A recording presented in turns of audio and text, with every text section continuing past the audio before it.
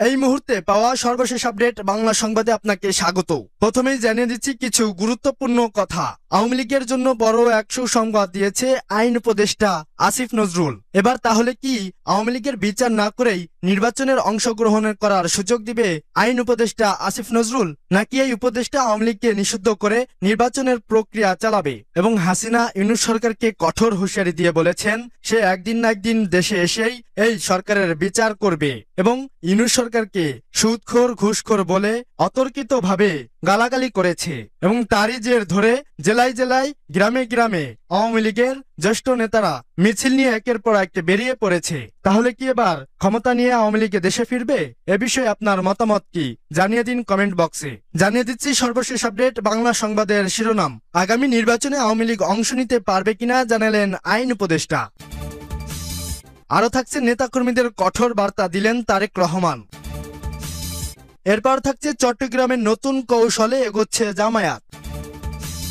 আরো জানিয়ে দিব মহানবীকে কটূক্তির অভিযোগে তেজগাঁয়ে সড়ক অবরোধ, সেনাবাহিনী মোতায়েন। এবং সর্বশেষ জানিয়ে দিব রাজপথেই হবে অন্তিম ঠিকানা ইনশাআল্লাহ, বলছে ইশরাক। শুনছিলেন সংবাদ শিরোনাম, এখন বিস্তারিত।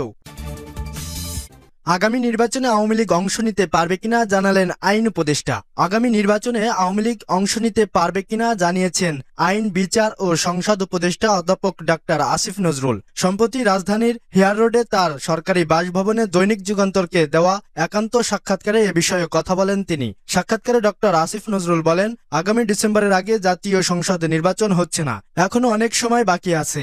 এ সময়ের মধ্যে বিচার প্রক্রিয়া এবং জনমতের আরো সুস্পষ্ট প্রকাশে আমরা দেখতে পারবো। এটার মধ্য দিয়ে ব্যাপারটা নির্ধারিত হবে। তিনি আরো বলেন, নির্বাহী আদেশে আওয়ামী লীগ নিষিদ্ধের বিষয়ে কোনো আনুষ্ঠানিক এজেন্ডায় আসেনি, ওইভাবে আলোচনা হয়নি। বিচারক প্রক্রিয়া আছে, জনমত আছে, সেগুলোর মধ্য দিয়ে আওয়ামী লীগের ভাগ্য নির্ধারিত হবে। আইন উপদেষ্টা বলেন, অন্তর্বর্তী সরকারের প্রধান উপদেষ্টা অধ্যাপক ডক্টর মোহাম্মদ ইউনূস নির্বাচনের যে টাইমলাইন দিয়েছেন এর কোন রকম ব্যত্যয় হবে না। অন্তর্বর্তী সরকার গঠন প্রক্রিয়ায় আপনার বিশেষ ভূমিকা ছিল, ওই সময়ে আপনার সামনে কি কি চ্যালেঞ্জ ছিল? জবাবে অধ্যাপক ডক্টর আসিফ নজরুল বলেন, আমি এটা নিয়ে এখনই বিস্তারিত বলতে চাই না, কারণ আমি তো গোপনীয়তার শপথ নিয়েছি। ব্যক্তিগত ভূমিকার চেয়ে সরকারের প্রতি আমার যে দায়িত্বশীলতা সেটার দিকে বেশি লক্ষ্য করা উচিত, ফলে আমি বিস্তারিত বলবো না। প্রবাসী কল্যাণ ও বৈদেশিক কর্মসংস্থান মন্ত্রণালয়ের দায়িত্বপ্রাপ্ত এ উপদেষ্টা বলেন, শুধু এতটুকু বলবো, আমার প্রচেষ্টা ছিল অভ্যুত্থানের পক্ষে যত শক্তি আছে তাদের মধ্যে যেন ঐক্য থাকে এবং গণ অভ্যুত্থানের নেতৃত্বাধীনকারী ছাত্র নেতাদের ভয়েসটা যেন যথেষ্ট সম্মান ও গুরুত্বের সঙ্গে গ্রহণ করা হয়, সেই প্রচেষ্টাই ছিল। এই সময় আমি সবার মধ্যে এক ধরনের কঠিন ঐক্য, সমঝোতা, পরস্পরকে বোঝার প্রচেষ্টা, পরস্পরের প্রতি শ্রদ্ধাবোধ দেখেছিলাম।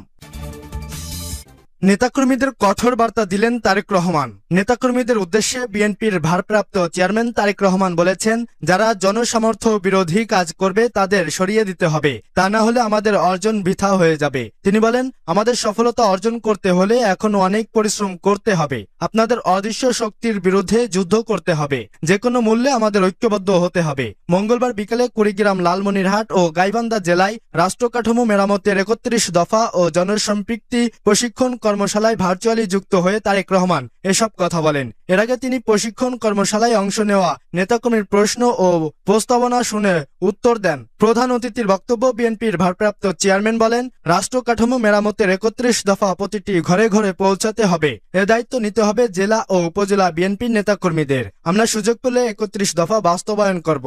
আমরা জনগণের সমর্থন নিয়ে সরকার গঠনের সক্ষম হলে ৩১ দফা বাস্তবায়ন করব, কেননা আমরা দেশের ২০ কোটি মানুষের সঙ্গে কমিটমেন্ট করেছি। বিএনপির ভাইস চেয়ারম্যান শামসুজ্জামান দুদু মঙ্গলবার সকাল 10:30টায় কুড়িগ্রাম জেলা শহরের আলমাস কমিউনিটি সেন্টার জেলা বিএনপির উদ্যোগে রাষ্ট্র কাঠামো মেরামতের ৩১ দফা ও জনসম্প্রীতি প্রশিক্ষণ কর্মশালার উদ্বোধন করেন। চট্টগ্রামে নতুন কৌশলে এগোচ্ছে জামায়াত। সাধারণ মানুষের আরো কাছে যেতে নানা কৌশলে কাজ করছে জামায়াতে ইসলামী। দল শক্তিশালী করতে দীর্ঘমেয়াদী পরিকল্পনা নিয়ে কার্যক্রম চালাচ্ছে তারা। চট্টগ্রামে প্রশিক্ষণ কর্মশালা, রুকন সম্মেলন, সভা সমাবেশ, মিছিল, গণসংযোগ সহ বিভিন্ন কর্মসূচি প্রায় প্রতিদিনই থাকছে কোনো না কোনো ইউনিটে। মাঠ পর্যায়ে বেশি বেশি যাচ্ছেন দলটির নেতারা। গত 11 এপ্রিল থেকে জামায়াতের দাওয়াতি সপ্তাহ চলছে। 25 এপ্রিল পর্যন্ত এই কর্মসূচিকে কেন্দ্র করে পাড়া, মহল্লা, হাট, বাজার সহ ব্যবসা প্রতিষ্ঠানে যাচ্ছেন নেতাকর্মীরা। কট্টর ধর্মীয় নীতির বদনাম ঘোচাতে কৌশলে পরিবর্তন আনছে দলটি। নেতাকর্মীকে প্রশিক্ষণ দেওয়া হচ্ছে, যেখানে হচ্ছে সাধারণ মানুষের সঙ্গে কিভাবে কথা বলতে হবে, দলকে কিভাবে উপস্থাপন করতে হবে, এসব বিষয়ে মাঠে নামানো হয়েছে দলটির নারী শাখাকেও। একসময় বোরখা, হিজাব ও হাতে পায়ে মোজা পরিহিত নারী কর্মীদের দলীয় কার্যক্রম চালালেও এখন কিছুটা পরিবর্তন এসেছে। অনেকে স্থানে শালীন পোশাকেও কেবল বোরকা পরে ঘরে ঘরে দলের দাওয়াত দিয়ে যাচ্ছেন তারা। এদিকে অনলাইন প্ল্যাটফর্মেও বেশ সক্রিয় জামায়াতের ইসলামী। আওয়ামী লীগ সরকারের আমলে ইনস্টাগ্রাম, হোয়াটসঅ্যাপ সহ বিভিন্ন সামাজিক যোগাযোগ মাধ্যমে নিজেদের মধ্যে নেটওয়ার্ক গড়ে তুলে সংঘবদ্ধ ছিল দলটি। এখনো সেই প্ল্যাটফর্মগুলোই কাজে লাগানো হচ্ছে। বিভিন্ন রাজনৈতিক দলের নেতারা বলেছেন, দেশের বর্তমান প্রেক্ষাপটে এক প্রকার বাধ্য হয়ে তৃণমূল পর্যায়ে নতুন রূপে অভিভূত হতে যাচ্ছে জামায়াত। তারা সময়ের সুযোগ নিতে চাচ্ছে, তাদের সাম্প্রদায়িক দৃষ্টিভঙ্গি পাল্টাবে না। অন্যদিকে জামায়াত নেতারা বলেছেন, তারা বারবারই উদার নীতিতে বিশ্বাসী। অনুকূল পরিবেশে তারা সেটারই বহিঃপ্রকাশের মাধ্যমে গণমানুষের আরো কাছাকাছি হওয়ার চেষ্টা করেছেন। মহানবীকে কটূক্তির অভিযোগে তেজগাঁয়ে সড়ক অবরোধ, সেনাবাহিনী মোতায়েন। মহানবী হযরত মুহাম্মদ সাল্লাল্লাহু আলাইহি ওয়াসাল্লামকে কটূক্তি করার অভিযোগে রাজধানীর তেজগাঁয়ে সড়ক অবরোধ করেছে কোহিনুর কেমিক্যাল কোম্পানির শ্রমিকরা। মঙ্গলবার দুপুর ৩টার দিকে তেজগাঁয়ের নাবিস্ক মোড়ের সামনে অবস্থান নিয়ে এ অবরোধ শুরু করে তারা। আন্দোলনকারীরা জানান, রোববার অফিসের এক পিয়নের সঙ্গে কথোপকথনের সময় মহানবী হযরত মুহাম্মদ সাল্লাল্লাহু আলাইহি ওয়াসাল্লামকে নিয়ে অবমাননাকর মন্তব্য করেন কসমেটিক ডিপার্টমেন্টের প্রোডাকশন অফিসার বিধান। বিষয়টি তাৎক্ষণিকভাবে ডিপার্টমেন্টের প্রধান পলাশ বাবুকে জানানো হলেও তিনি কোনো ব্যবস্থা নেননি। এতে ক্ষুব্ধ হয়ে তারা আজ প্রতিবাদে নেমেছেন। এ বিষয়ে প্রতিষ্ঠানটির এক কর্মকর্তা গণমাধ্যমকে বলেন, আন্দোলনের মুখে ইতোমধ্যে অভিযুক্ত কর্মকর্তাকে বরখাস্ত করা হয়েছে। রাজপথই হবে অন্তিম ঠিকানা ইনশাআল্লাহ, বলছে ইশরাক। বিএনপির আন্তর্জাতিক বিষয়ক কমিটির সদস্য ও ঢাকা মহানগর দক্ষিণ বিএনপির জ্যেষ্ঠ সদস্য ইশরাক হোসেন, তিনি রাজনৈতিক ও সামাজিক যোগাযোগ মাধ্যমে বেশ সক্রিয়। মঙ্গলবার রাতে নিজের ভেরিফাইড ফেসবুক পেজে একটি ছবি পোস্ট করেছেন। ছবির ক্যাপশনে তিনি লিখেছেন, মনে পড়ে রাজপথে সেই সোনালী দিনগুলি, অল্প কিছুই ঝরলেও বহু ভাইদের তুলনায় তেমন কোনো রক্তই ঝরেনি। তিনি আরো লিখেছেন, হয়নি পঙ্গু, অন্ধ অথবা শহীদ, প্রায় মনে হয় আরো বেশি দেওয়ার ছিল। জীবন যেখানেই নিয়ে যাক না কেন, বারবারই রাজপথেই ফিরে আসবো, হয় শান্তির বার্তা নিয়ে অথবা জনগণের অধিকারের সংগ্রাম করতে। রাজপথই হবে অন্তিম ঠিকানা ইনশাআল্লাহ।